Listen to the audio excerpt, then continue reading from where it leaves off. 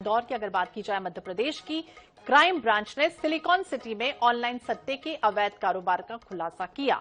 इस पूरे मामले में 9 आरोपियों को हिरासत में लिया गया है। उनके पास से 20 मोबाइल, 2 लैपटॉप, एटीएम कार्ड बरामद किए गए हैं। साथ ही साथ मौके से करोड़ों का लेखा जोखा मिला है। आरोपी लोटस ऐप की सहायता से ऑनलाइन सट्टा संचालित कर रहे थे।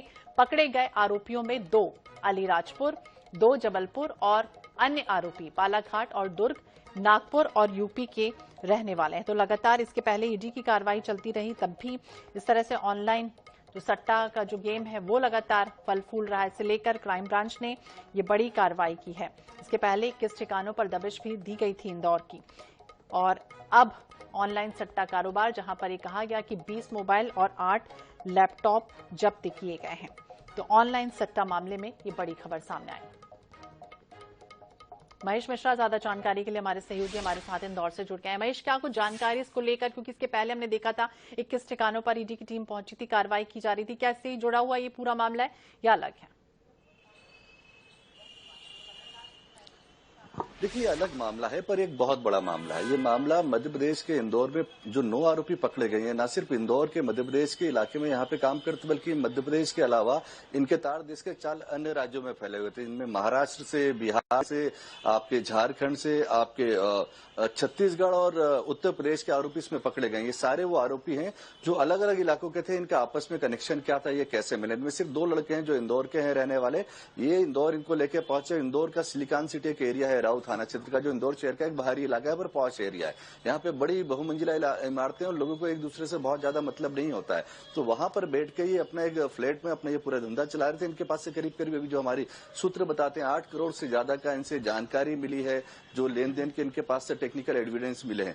ये माना जा रहा है कि इन्होंने जो लोटस ऐप बनाई थी, लोटस ऐप से इन्होंने पूरे देश भर के लगभग 20 से ज्यादा राज्यों में अपना नेटवर्क खड़ा कर लिया था। इस ऐप के जरिए ये आईडी बांटते थे स्थानीय लोगों को, जो इनके एजेंट बनाते थे, एजेंट से पैसा लेते तो उनके मास्टर आईडी के नीचे फिर आइडिया बनाई जाती थी। उन आईडीज के माध्यम से लोग सट्टा खेलते थे। ऑनलाइन गेमिंग का जो खेल है उसको किया जाता था और बड़े पैमाने पे इस काम को यहाँ से संचालित किया जा रहा था। और ये पिछले कई दिनों से यहाँ पे काम कर रहे थे। इनके जानकारी जो क्राइम ब्रांच को पिछले कुछ दिनों पहले लगी थी, पर ये इतने शातिर थे कि क्राइम ब्रांच को भी इनकी फ्लैट तक पहुंचने में, इनकी सारी गतिविधियों को ट्रैक करने में करीब 36 घंटे से ज्यादा का समय लगा।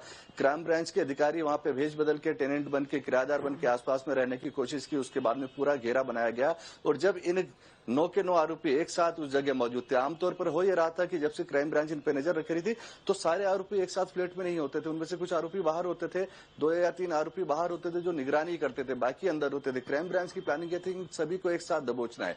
तो इन सभी को एक साथ दबोचा गया। इनके पास से बड़ी मात्रा में टेक्निकल एविडेंस मिले जिससे ये पता चलता है कि ये पूरा जो गेमिंग का खेल है, जो सट्टे का खेल है, ये इन्होंने हिंदुस्तान के 20 से ज्यादा राज्यों में फैला लिया था। और ये अलग अलग राज्यों के, इसमें छत्तीसगढ़ के दुर्ग का रहने वाला एक युवक है, तो महाराष्ट्र के माफ कीजिएगा, उत्तर प्रदेश के गोरखपुर का रहने वाला एक युवक है, तो बिहार के बहराइच का रहने वाला एक युवक है। ये आपस में कैसे जुड़े, ये सारे इनके तार क्या थे, और ये ऐप भी इन्होंने ही डेवलप की है। सबसे महत्वपूर्ण बात यह है कि टेक्नोलॉजी की जानकारी भी है। जो लोटस गेमिंग ऐप इन्होंने बनाई है, उस ऐप को भी बताया जा रहा है कि इन्होंने ही डेवलप किया था। हालांकि इस बात को लेकर क्राइम ब्रांच थोड़ी सी शंका में, उनका मानना है कि इस तरह की एप्स जो है ये दुबई, हांगकांग और जो बाहर के मार्केट होते हैं वहां से डेवलप होकर और गलत तरीके से यहाँ पे लाई जाती हैं। पर इनका ये दावा है, इनका ये कहना है कि ये ऐप इन्होंने खुद ने डेवलप किया और उस ऐप के माध्यम से ये कह रहे हो। अब क्राइम ब्रांच इस बात की पुष्टि करने में लगी हुई है कि क्या वाकई में इन्होंने ही खुद ने ये ऐप डिजाइन की थी, ये टेक्नोलॉजी के इतने ज्यादा जानकार हैं, क्या ये कोई सॉफ्टवेयर इंजीनियर इनमें से जो इस ऐप को ये डिजाइन कर सकते हैं, या फिर ये किसी आगे की कड़ी को बचा रहे हैं। वहीं क्राइम ब्रांच का अभी जो पूरा फोकस है इनके ऊपर की जो कड़ी है, जहां से ये ऐप बन के आई है, ये पैसा यहाँ से कहाँ जाता था, किस तरीके से लोगों से ये जो पैसा ऑनलाइन आता था उन्हें कैसे केस करते थे, किन अकाउंट्स में लेते थे। उसके अलावा नीचे का जो इनका पूरा नेटवर्क है जो हिंदुस्तान के अलग अलग राज्यों में फैला हुआ है, उन तक पहुंचने की कोशिश में है इंदौर क्राइम ब्रांच। जी बिल्कुल महेश, हमें बता रहे हैं कि किस तरह से लोटस ऐप बनाते थे और 20 से ज्यादा ऐसे राज्य थे जहां पर ये नेटवर्क फैला हुआ था।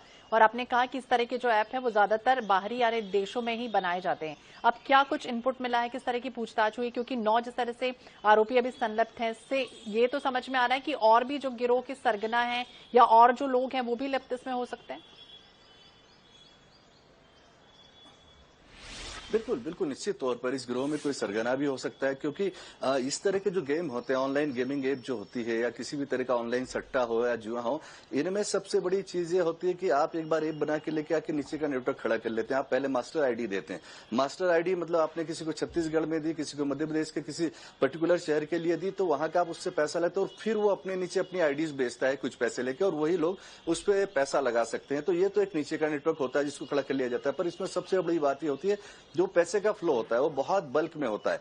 कई बार जब बहुत बड़े लेवल पे ऐप हो जाती है तो पर डे का इनका ट्रांजैक्शन 5 करोड़, 3 करोड़, 7 करोड़, 10 करोड़ तक जाता है। तो उस ट्रांजैक्शन को अलग अलग अकाउंट से किस अकाउंट में मूव करना है, फिर उस अकाउंट से कहां पे रूट करना है, ताकि एजेंसीज कभी इनको पकड़े तो उस पैसे तक ना पहुंच पाए। तो उस पूरी जड़ को, उस बारीकी को समझने वाला, उस टेक्नोलॉजी को समझने वाला कोई आदमी होता है, बैंकिंग को समझने वाला कोई आदमी होता है। तो क्राइम ब्रांच अपनी पूछताछ में इन सारी बिंदुओं पर पूछताछ करी और इन तक पहुंचने की कोशिश कर रही है। जी तो बिल्कुल, अब पहुंचती कब है और कितने लोगों का और नाम खुलासा होता है, नजर बनाए रखिए। बहुत बहुत शुक्रिया महेश, जानकारी के लिए और बातचीत करने के लिए। तो ये कहा जा रहा है कि बालाघाट, दुर्ग, नागपुर के और यूपी के रहने वाले हैं ये आरोपी, और अब इनसे भी पूछताछ लगातार हो रही है। चलिए